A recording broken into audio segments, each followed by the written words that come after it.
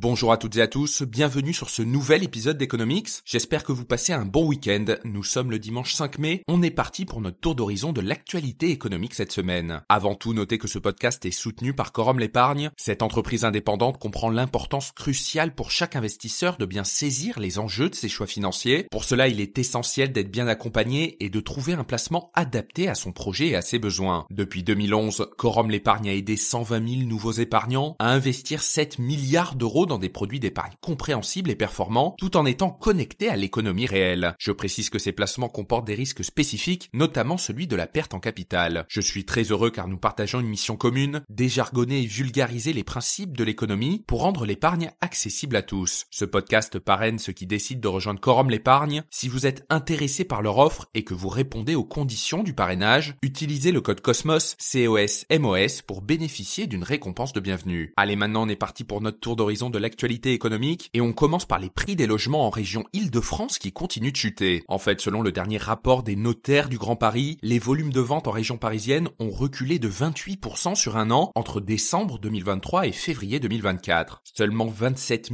210 transactions ont été enregistrées sur cette période et cette chute spectaculaire de la demande tire logiquement les prix à la baisse. Les tarifs des logements anciens ont en effet reculé de 8% sur un an en février 2024 pour les appartements et de 10% pour les maisons. À Paris, les prix ont chuté de 7,3% sur un an pour atteindre 9 600 euros par mètre carré en moyenne en février 2024. Et cette tendance devrait se poursuivre. D'après les projections réalisées par les notaires du Grand Paris, basées sur les signatures d'avant-contrat, les tarifs devraient bien continuer de baisser d'ici l'été, avec des prix qui devraient atteindre les 9 360 euros par mètre carré en moyenne à Paris en juin 2024, soit une baisse de 7,6% sur un an. La petite couronne n'est pas non plus épargnée, où les prix devraient également continuer de reculer pour atteindre 5 860 euros par mètre carré dans les Hauts-de-Seine, à moins 8,3% sur un an, 3 730 euros en Seine-Saint-Denis, à moins 5,8%, et 4 720 euros dans le Val-de-Marne, à moins 6,7% sur un an. Pour la deuxième actualité, on s'intéresse à la Chine, qui prête massivement de l'argent à des pays en difficulté financière. En fait, selon un rapport d'AidData, 80% des prêts accordés par la Chine seraient contractés par des pays étant au bord du gouffre économique. Alors ces prêts sont en grande partie contractés dans le cadre du projet de la nouvelle route de la soie, un projet massif compris entre 4 000 et 8 000 milliards de dollars et touchant 65 pays afin de renforcer les routes commerciales et les intérêts économiques de la Chine avec les pays d'Asie, d'Afrique et d'Europe. Mais les inquiétudes sont soulevées vis-à-vis des taux d'intérêt pratiqués. Au Pakistan par exemple, un port en eau profonde à Gwadar est financé par des prêts de banques chinoises à hauteur de 16 milliards de dollars. Le problème étant que le taux d'intérêt est supérieur à 13% et si le Pakistan fait défaut, la Chine pourrait finir par accepter toutes sortes de garanties en guise de compensation comme des mines de charbon ou des oléoducs. Même situation au Sri Lanka où le pays n'a pas pu rembourser un prêt de 8 milliards de dollars pour le port de Hambantota, ce qui a poussé le pays à céder la participation majoritaire du port à une entreprise publique chinoise. Parmi les 5 pays qui ont contracté le plus d'argent auprès de la Chine, on retrouve le Kenya, l'Éthiopie, le Sri Lanka, l'Angola ou encore le Pakistan. Pour la troisième actualité, on s'intéresse au nombre de permis de construire qui a atteint un plus bas niveau depuis au moins 2015. En fait, entre avril 2023 et mars 2024, donc à peu près sur un an, 358 600 logements ont été autorisés à la construction, soit 19,8% de moins que sur les 12 mois précédents, selon les données du ministère de la Transition écologique. Dans le détail, les maisons individuelles ont fait l'objet de 129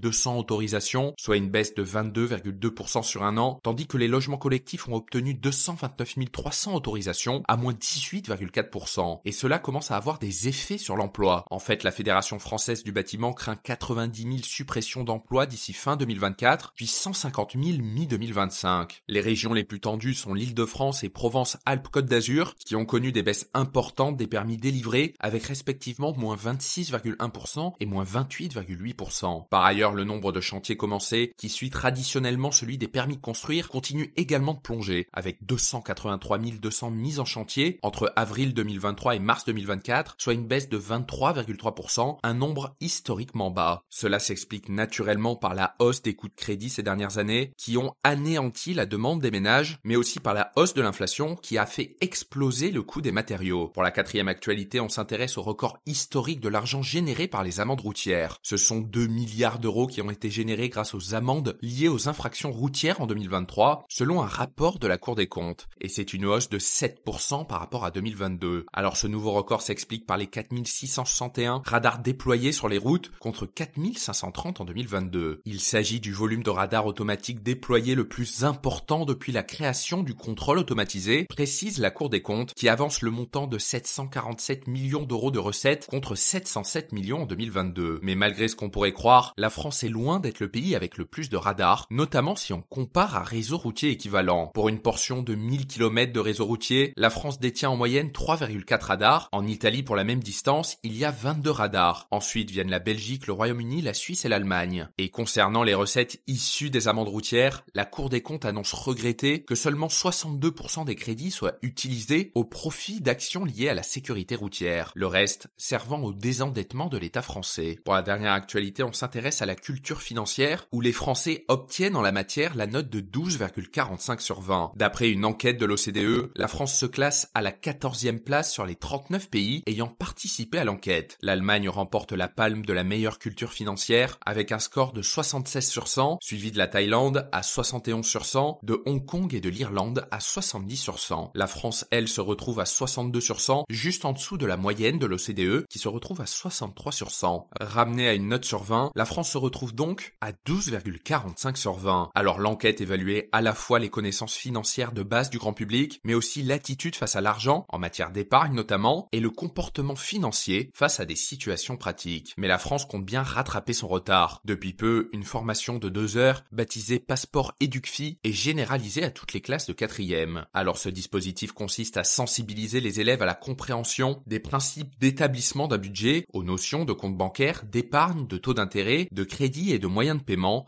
ainsi qu'à la prévention des arnaques financières. Il est également ouvert aux lycéens volontaires pour les élèves en CAP. Merci d'avoir écouté ce podcast. Pensez à mettre une note sur la plateforme sur laquelle vous l'écoutez. Ça m'aide énormément à faire connaître ce podcast à de nouvelles personnes. Merci et on se retrouve dimanche prochain pour un nouveau tour d'horizon.